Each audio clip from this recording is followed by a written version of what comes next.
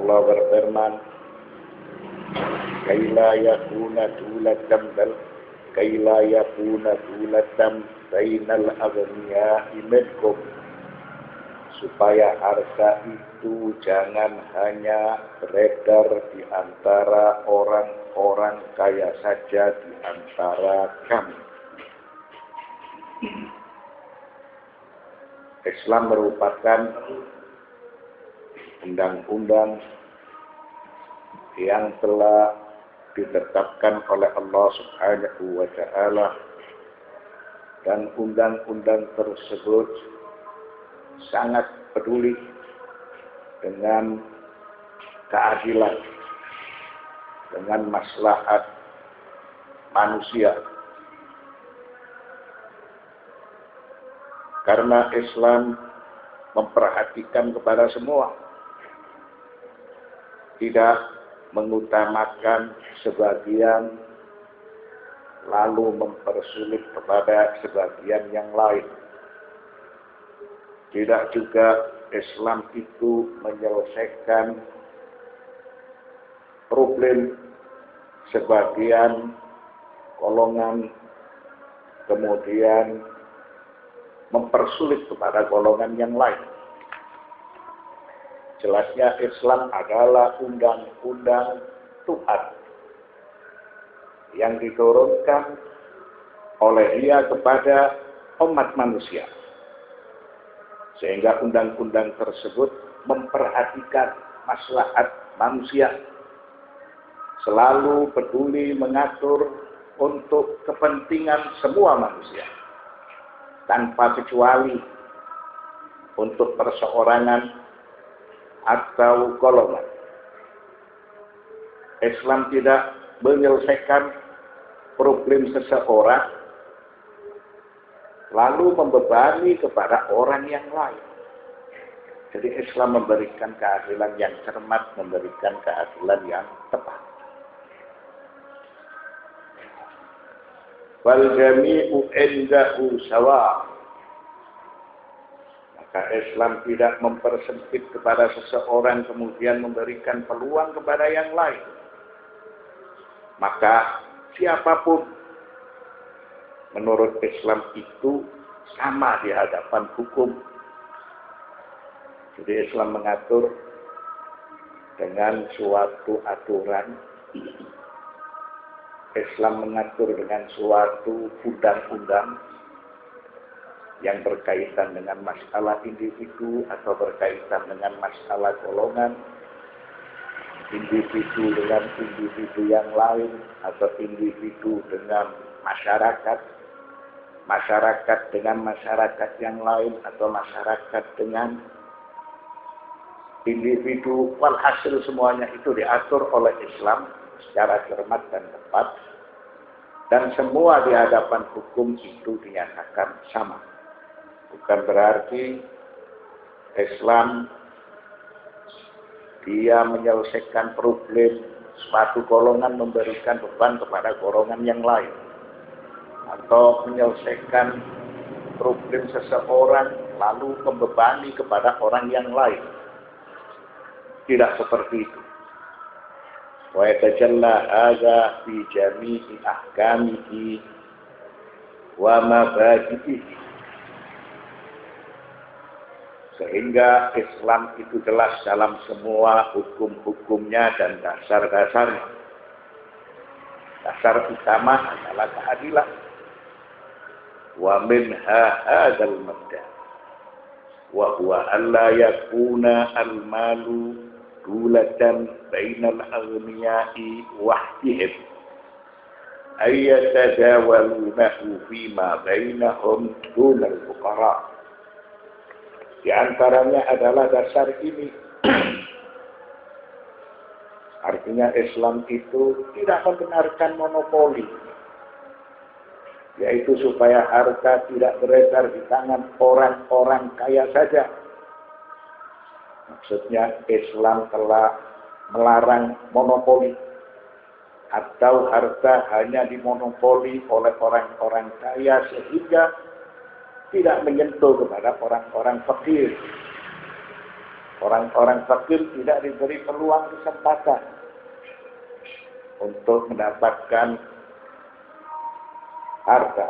Karena harta itu hanya berputar atau dikuasai oleh orang-orang kaya saja.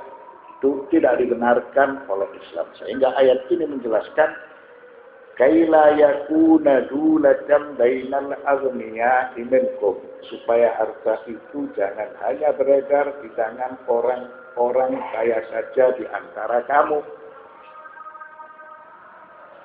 Wa tujdirul isyarat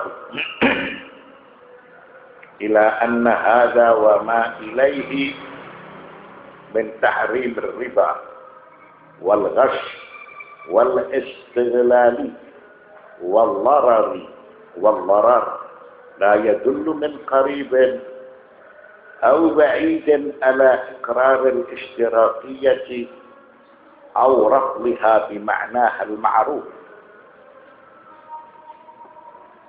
Sebagai isyarat dari ayat tersebut, maksudnya Al-Hasr ayat 7, ayat ini memberikan produk hukum sebagai berikut, yaitu haram melakukan riba, penipuan, tidak sesuai perjanjian, haram pula melakukan monopoli, serta melakukan segala sesuatu yang membahayakan atau yang merugikan.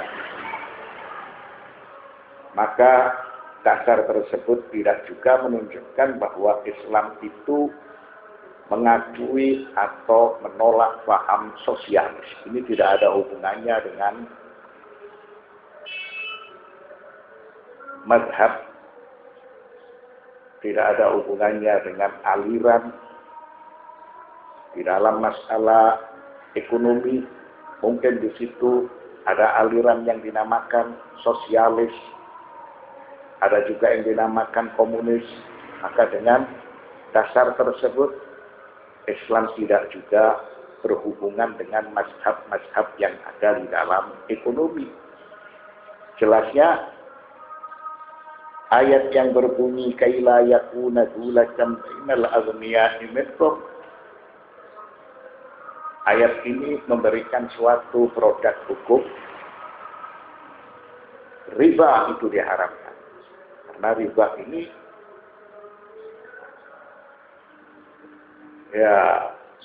merupakan salah satu sistem yang dibenarkan oleh kelompok kapitalis. Di dalam ekonomi Islam, uang itu dibelanjakan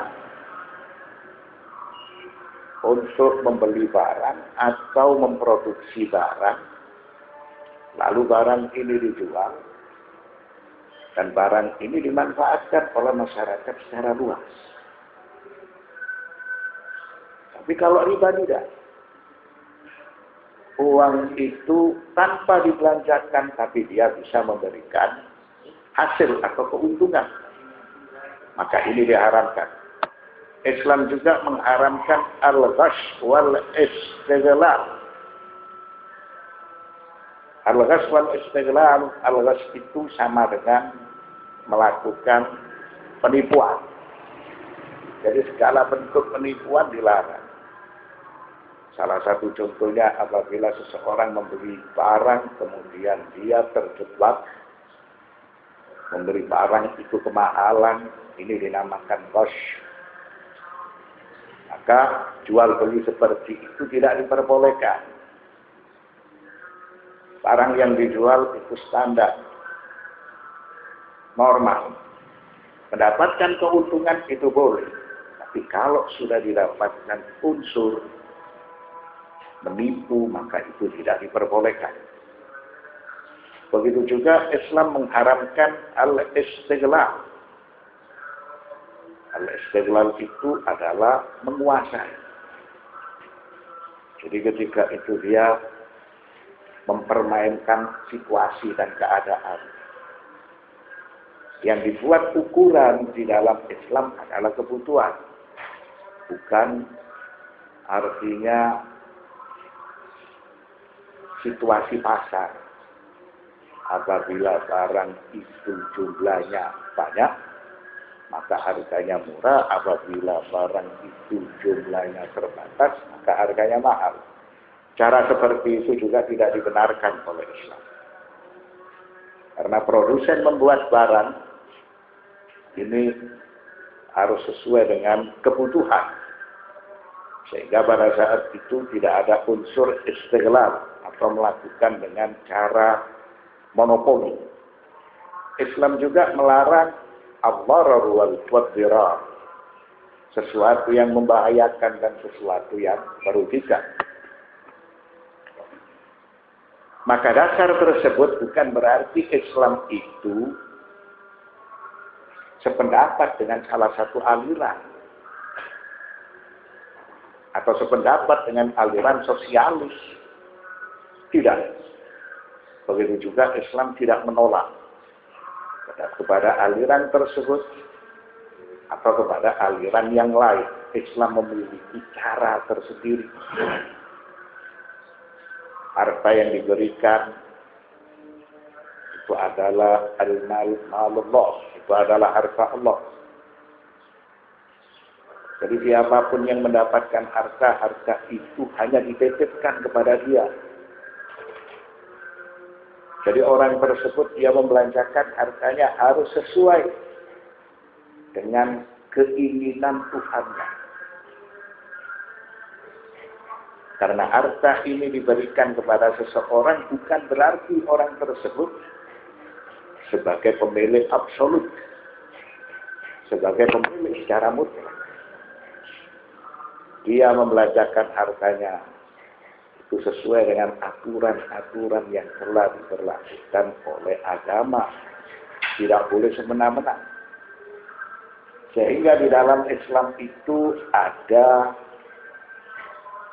standar. Artinya kehidupan secara normal. Kehidupan secara uruf. Dia memiliki makanan secara uruf. Dia memiliki minuman secara uruf, dia memiliki pakaian secara uruf, dia memiliki kendaraan secara uruf. Tidak dibenarkan dia semena-mena.